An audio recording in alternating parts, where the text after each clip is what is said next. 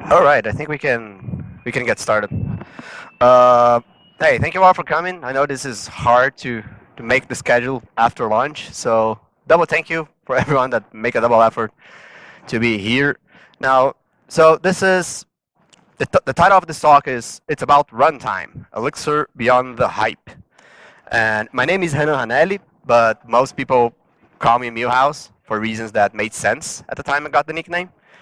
Like everything about software, right? At the time we did it, it made sense. I'm based here in São Paulo, Brazil. I've been working with Elixir since 2015. It's more than 3 years now. I'm also organizer of the Elixir São Paulo meetup. We're probably the biggest meetup of Elixir in Brazil, and probably one of the biggest meetups for Elixir in the southern hemisphere. We got lots of people and we do monthly meetups, and next one is next week. So you are all invited to come. I work as an Elixir engineer for Telnyx. Telnyx is a company based in Chicago, in the United States. I work remotely from here, and from time to time I visit the office there. So I'm going to talk a little bit about Telnyx. Probably no one here have heard of Telnyx because Telnyx is a global communications company that still is not operated in Brazil. We are a telephone carrier in 22 countries. We do telephone things. And this is a map of our network. All of the green dots are places that we have a point of presence. That means that we have infrastructure deployed. And all of the red lines are direct connections between those points of presence. So that means if you are in Vancouver and you do a call to Singapore, you're going to go through our private network from Canada to Singapore in like 4 hops. And that's something very singular, and not many companies in the world are able to do that. And we do that to serve telephony stuff. And if you're going to use voice over IP,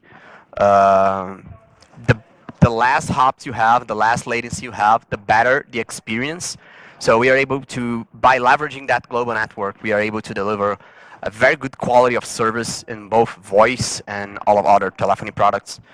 And all of the blue points, the blue dots there, are points where we have planned to have presence, probably by next year. So next year, I hope, we'll have a point of presence here in São Paulo.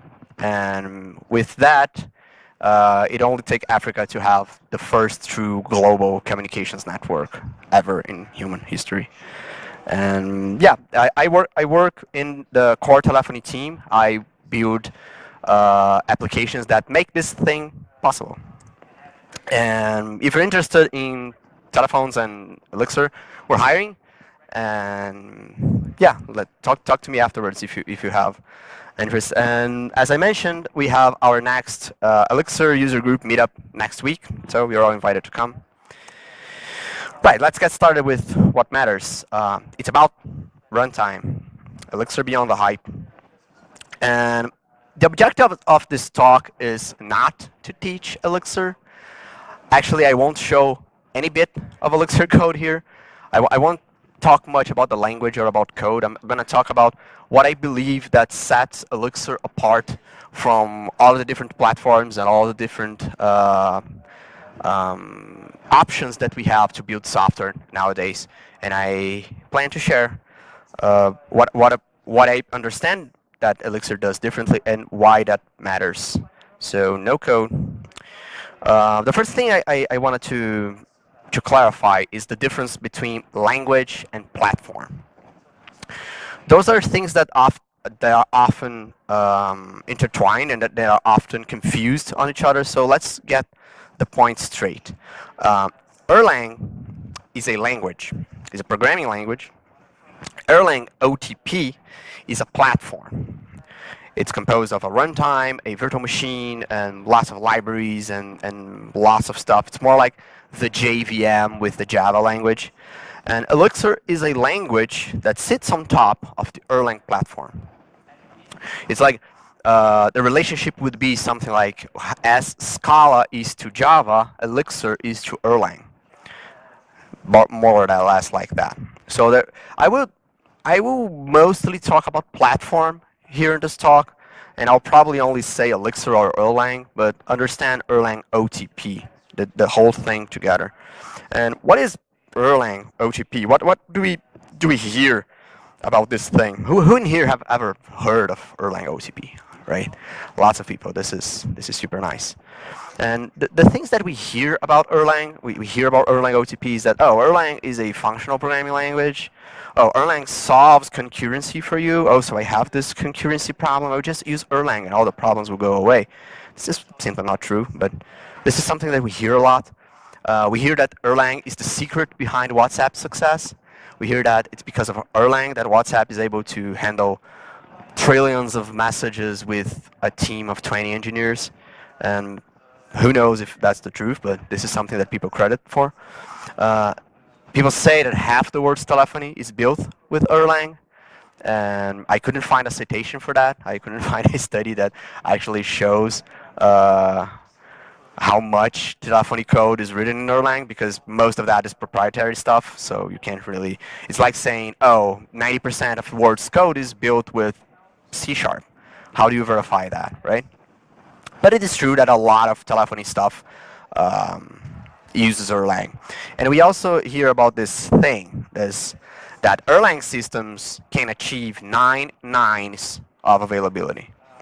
And 9 nines mean 99.9999999% availability, which accounts to something like 30 milliseconds of unavailability in a year, which probably means that you just lost those 30 seconds in your record. And yeah, this is like something I never heard about in any other platform, and people say that Erlang is able to achieve that. So this is, but why these assertions, they do have truth behind them. Some things are a little bit exaggerated, but in this talk we are going to try to deconstruct what are the features, what sets Erlang and OTP apart from all the other platforms, so that we hear about these things and not hear about these things like in Ruby community. So the Erlang OTP runtime. What are the characteristics of this runtime? What is the thing? How can we characterize that? We say that the Erlang virtual machine is a soft real-time. It is not a hard real-time, because hard real-time systems, they do have a hard limit on how much any computation can take. And these are the sort of operating system for airplanes and very super duper critical stuff that can never ever fail. And Erlang is not hard real-time. It's a soft real-time platform that strives to achieve what we see on real-time systems, but it doesn't take like the heavy burden of not taking more than a given slice of time for a computation. And to do that, the Erlang VM uses preemptive scheduling.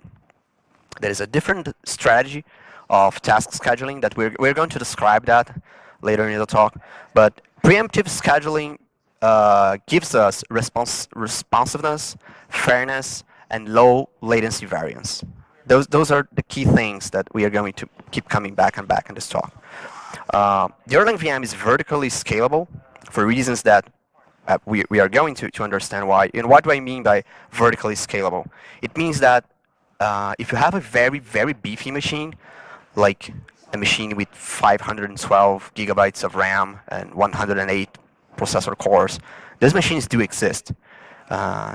And in our data centers, we have those machines. And if you use Java or C#, you probably can't utilize this whole machine in a single process.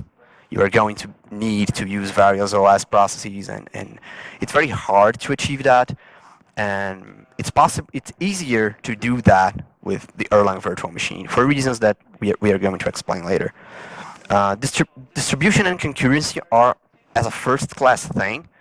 All of the main unity of computation in the Erlang virtual machine is the process. It's a very lightweight, like a green thread, people say. It's a very lightweight process that communicates with each other using messages. And from the programmer's perspective, it's impossible to distinguish if a process is in the same machine or in another machine.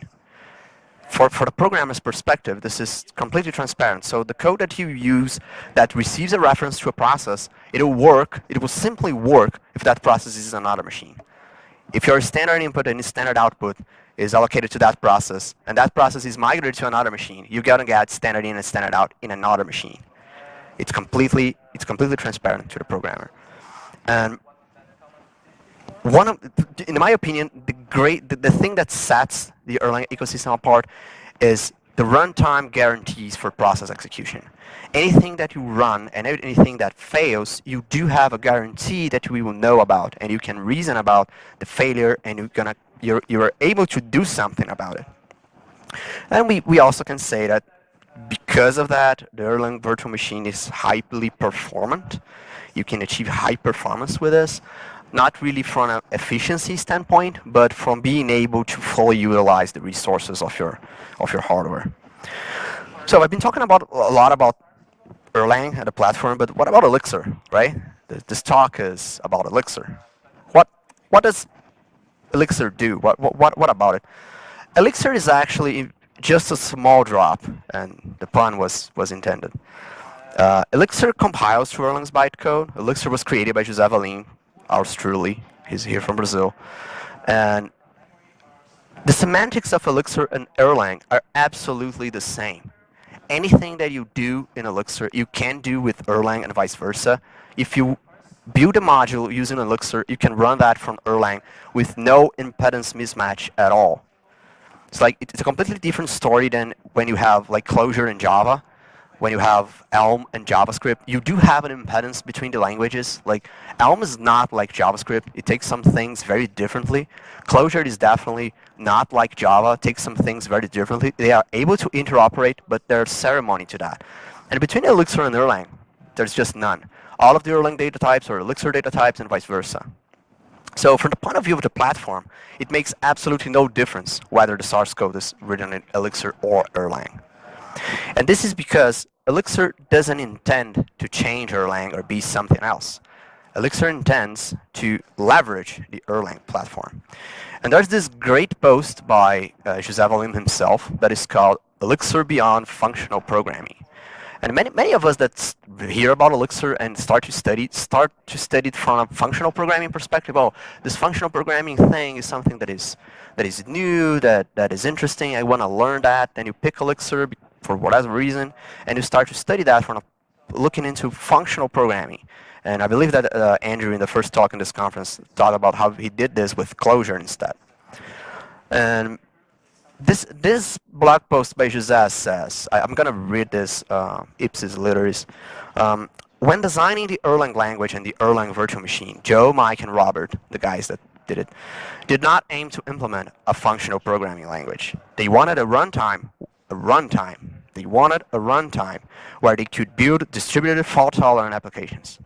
It just happened that the foundation for writing such systems share many of the functional programming principles. It just happened, and it reflects in both Erlang and Elixir.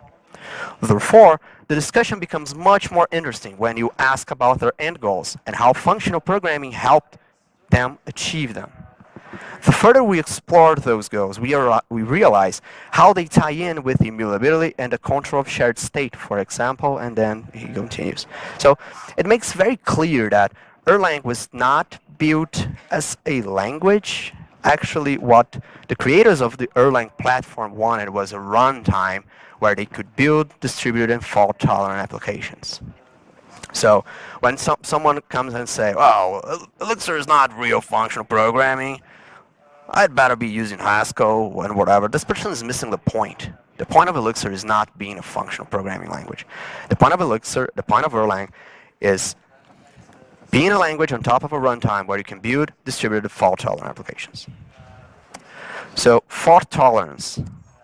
Fault tolerance means fault tolerance is the thing that you need to achieve 9 nines of availability. As I work with telephony stuff, like there is a very high bar on how available you need to be. Like telephones need to be available at all times. You need to be able to place an emergency call. You need to be able to call someone for help. The society, the user expects the phone to work at all times. And Erlang was created at Ericsson, a company that built telephony switches. So they took this very seriously. And in order to be able to achieve that goal, to achieve that end user value, to have the user trusting your service, you need fault tolerance. And in order to have fault tolerance, you require hardware redundancy, because hardware is like a piece of rock that we tricked into thinking. Like you have like this piece of silicon that just thinks, and that thing can break. Like that you can get like a lightning in your computer, and that will just stop working. So you need to have more hardware in order to achieve reliability. And hardware redundancy requires, I lost the phrase there, but hardware redundancy requires distribution.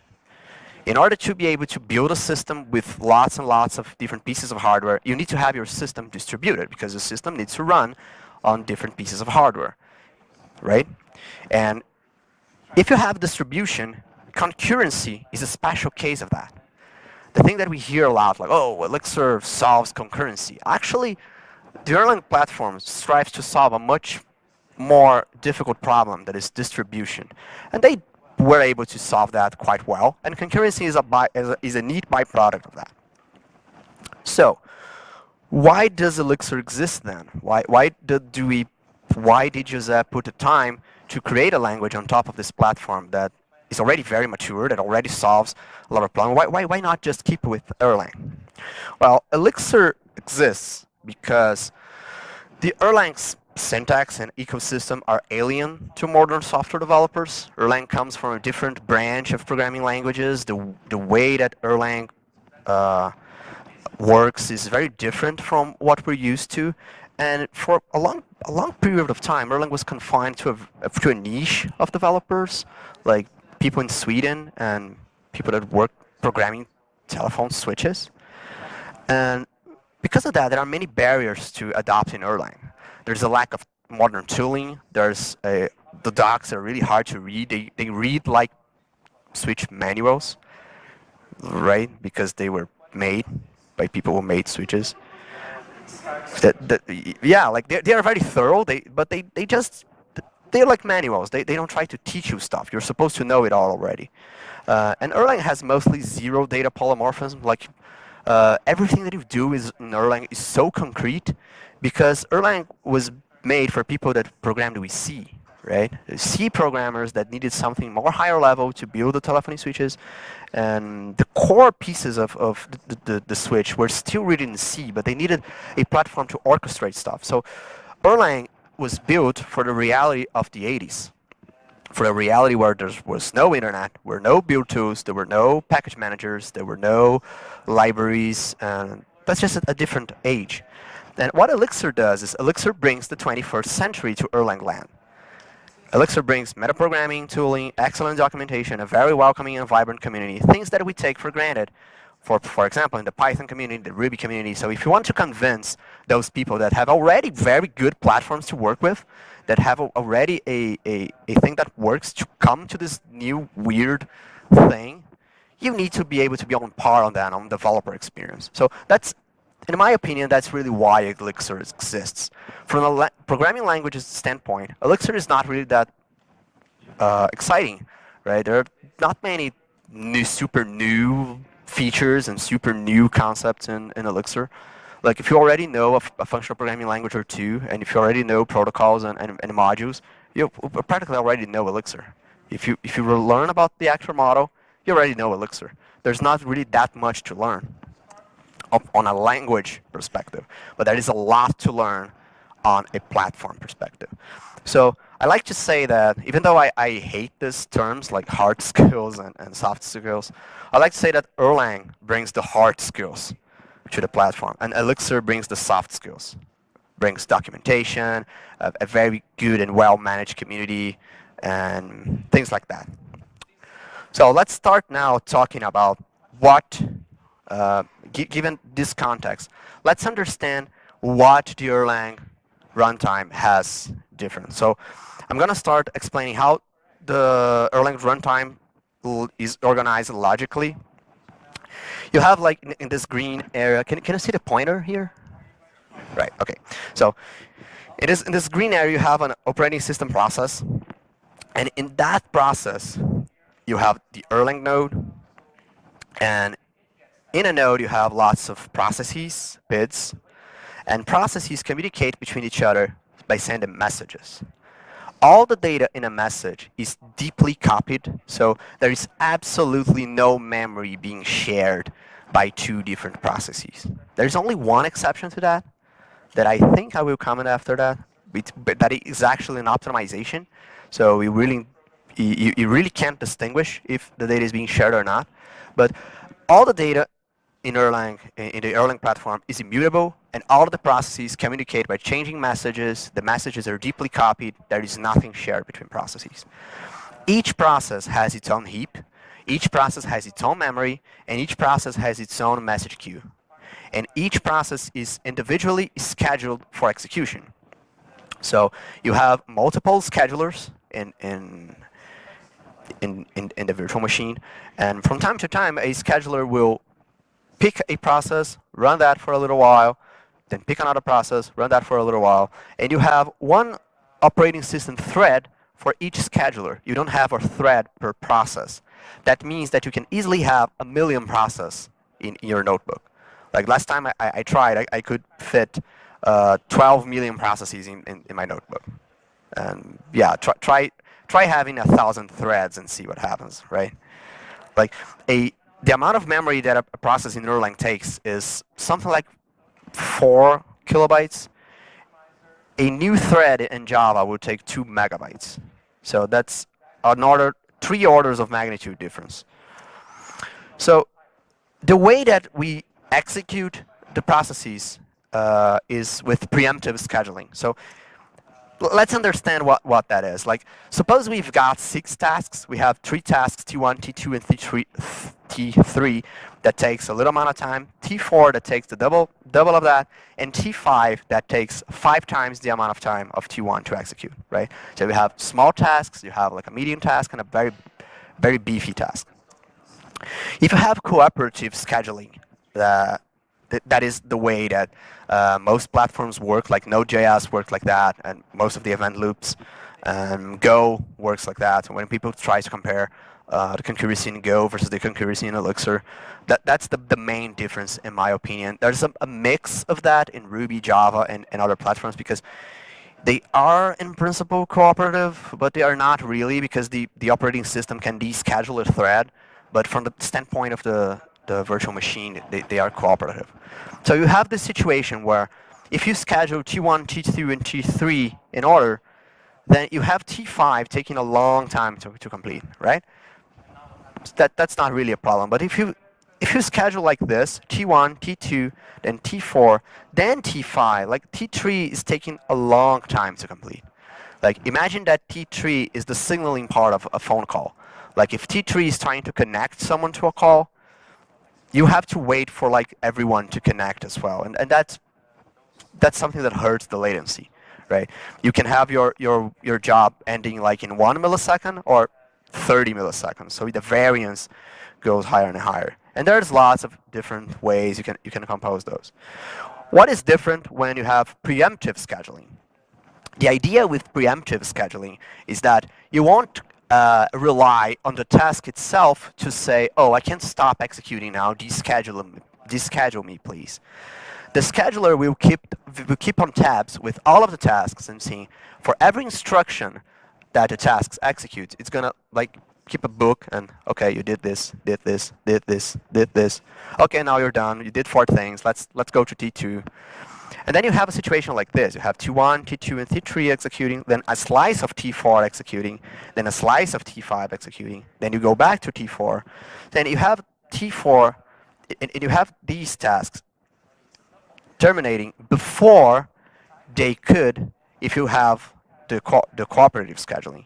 So this reduces the amount of variance that you have in the latency when executing the tasks. And this And this is for the objective of being a soft real-time platform. You don't want one task to be hit by a AGC collection, like when it happens in Ruby and Java. Like you have this, you have your request graph, and then all of a sudden, boom, you go way up, and you look at that. Oh, that was a stop the war GC collection. You don't want that in a soft real-time platform, and that's why we use preemptive scheduling. Another thing is runtime guarantees and process monitoring. What is process monitoring? If you have like two different processes, like process 0 and process 1, you can do an operation called monitor. A process can say, okay, I'm gonna keep looking at you, and keep looking at you, and when you die, I'll know. And this is a monitor. So if process 1 dies, the runtime guarantees you that all of the processes that are monitoring that process that died will receive a message describing that that process died. You are guaranteed to have that. There's no two ways about it. So when you receive a message, the monitor process can handle this message and take action. It can decide to do anything it wants. It can decide, for example, to recreate that process that died. It can, for example, send an email. It can write a line to a log file. It can do whatever. And you are guaranteed to have that.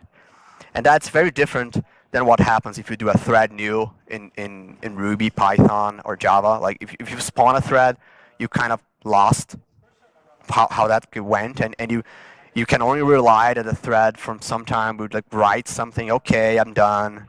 And all of the concurrency implementations rely on that. And if something happens with that thread, you don't really have a guarantee that you will receive that message in an actionable amount of time. And that is something that the Erlang runtime guarantees you. And on top of that, you can build a thing called supervision trees. Like if you have a monitor that its sole responsibility is if a process dies, it will respawn that process. That process is called a supervisor.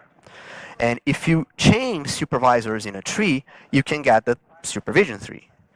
And what that means is you can have a tree describing different parts of your system, and you can degrade your system. Like imagine that you have the supervision tree and you have a session service. You store your sessions in Memcache or Redis or whatever, and for some reason that server crashes, that you lose your cache. You don't want to lose your whole application, right? So, and if you use a supervision tree, you can degrade that, and you can say, okay, I'm going to disable this thing, but the whole system will keep working. And you have a framework to do that. You have ways that on how this will behave, and you have a very well-established way of thinking about how things fail, how they will restart, and things like that. And by looking at a supervision tree, you can have an exact notion of what is working and what is not in a system. You already know the supervision trees are about guarantees. If the cache supervisor is up, that means that the cache can receive requests and will be able to answer requests, right? Of course, it's possible to have that in other platforms, but I don't think they are like as well established as they are in Erlang. You do have supervision trees in Akka and other actor frameworks, and yeah, but I believe that they are not as mature as Erlang's. And that's not the whole history. We are able to do that because activities are a first-class citizen in the Erlang VM. And what do I mean by activities?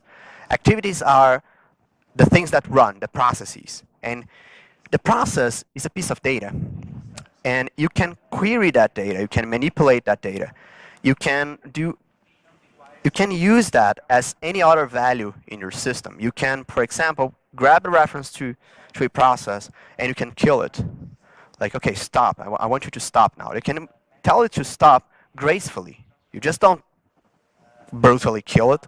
You give it a chance to clean up after itself. You can create activities. You can stop activities for some time. You can say, okay, deschedule this one and do whatever other thing. You can forcefully garbage collect an activity.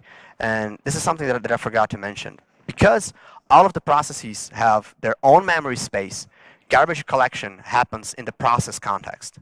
So there is no stop the word GC in Erlang. All of the GC that you see is in a single process. So the amount of data that you have to scan to do a garbage collection is very minimal. So it will impact the latency very little. And the amount of issues that you have with garbage collection in Erlang is way less than you do with Ruby and other platforms. And you can see what a process is doing right now. You can get an activity and say, what function are you running right now? You can ask the process, what functions have you ever run? Who created you? What was your initial state? What is your state right now? What is the size of your heap? You can pretty much ask anything on a process. You can ask who is monitoring that process. You can do anything that you can imagine. And that is something that I never saw in any other platform. And to give you an example of the things that you are able to do, there's this neat library called Observer that ships with OTP. And yeah, this is a bit small, right? But what this does is it can show me all of the supervision trees. This is the project that I work at Telnyx. And you can see the whole supervision tree here, all of the processes I can get here. I can right-click and say, kill that process, kill it, and it's already respawned, right? It get back. We can see here the PID of that process. Where can I see it? This is all of the state of the process. You can see the stack trace of the process. There's plugins that you click on the stack trace and you go right to your editor to see the code that is running right now. You can see all of the messages that are on the process at the moment. And oh, I found it. So the PID of this process is 100334. I'm going to kill him, and we'll see that the PID will be a different one when we get back. It's now 10527. So the supervision tree is working. And you can get load charts. You can see, yeah, this is really, I'm going to do something different here. I'm going to open a web version of this. Okay, let's try to.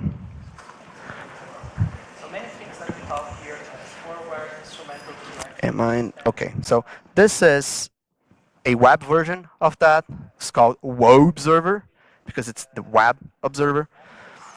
And we can get pretty much all of the things that we saw in the graphical interface there because all of the APIs are available and they are just exposing that to the web. And this is my service running in production right now.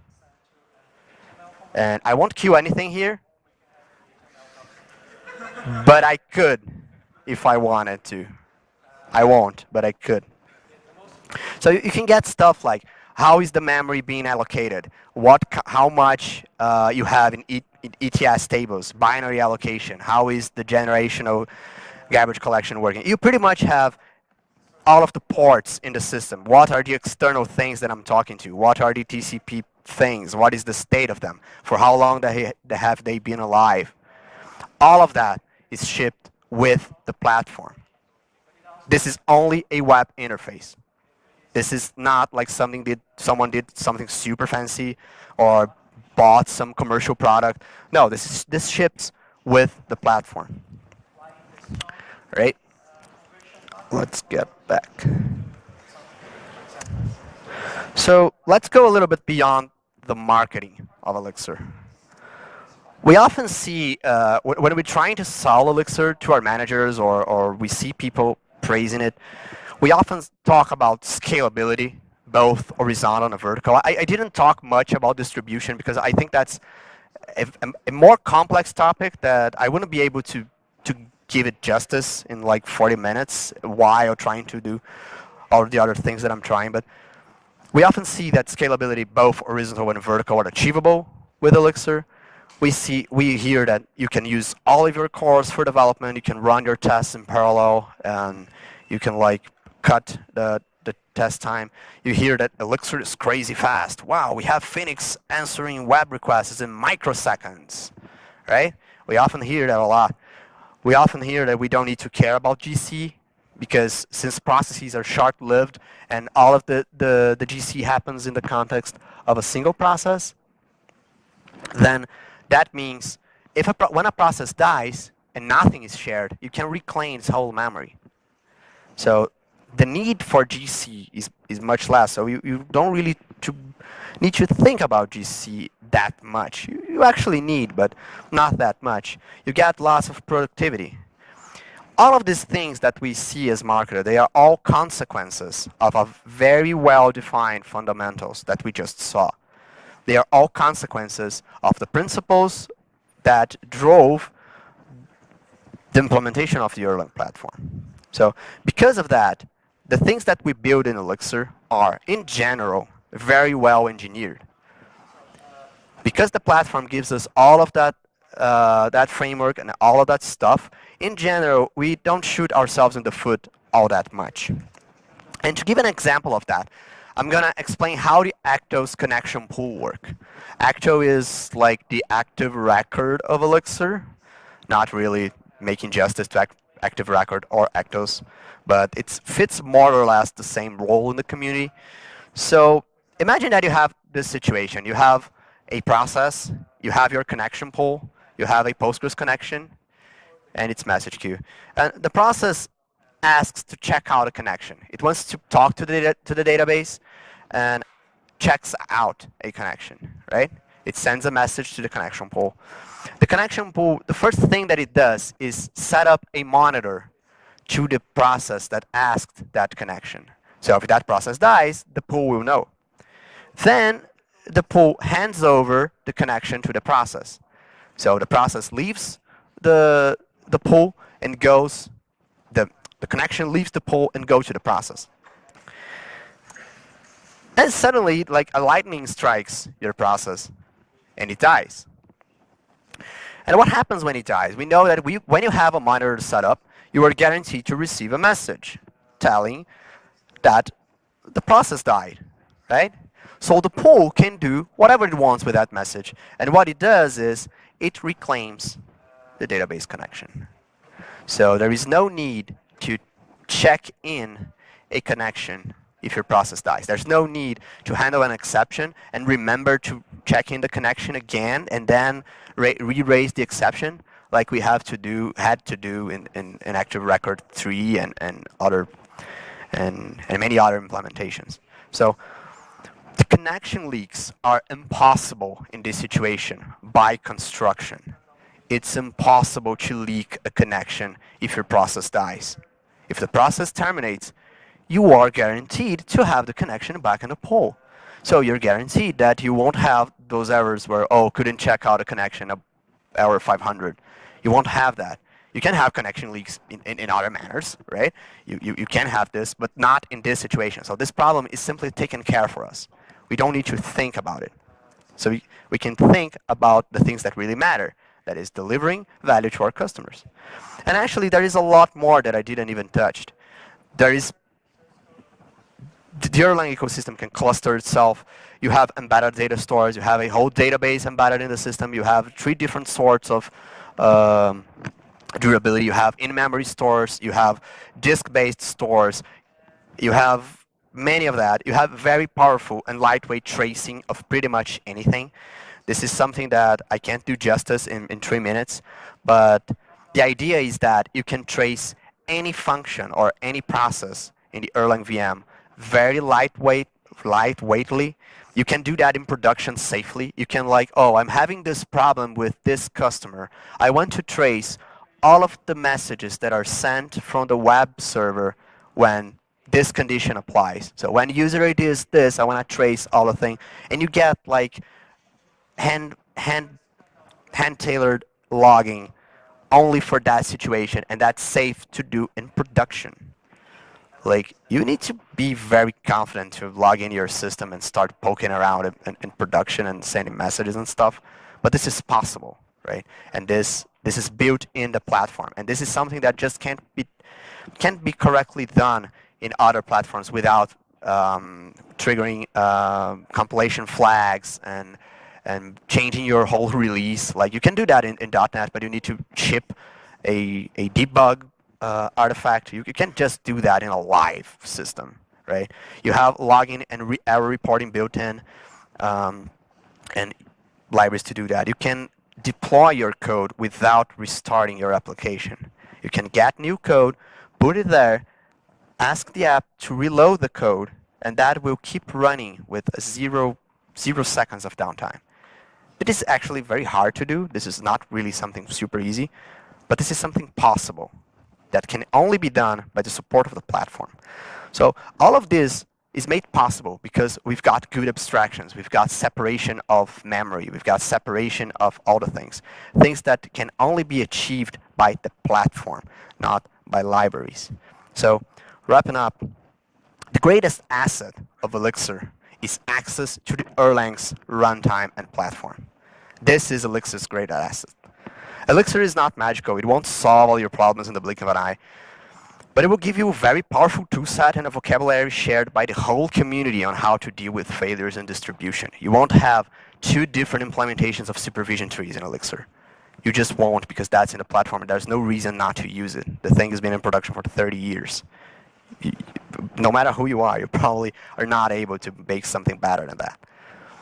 Developer friendliness, metaprogramming, syntax, all of those are cool, but they are not the whole picture.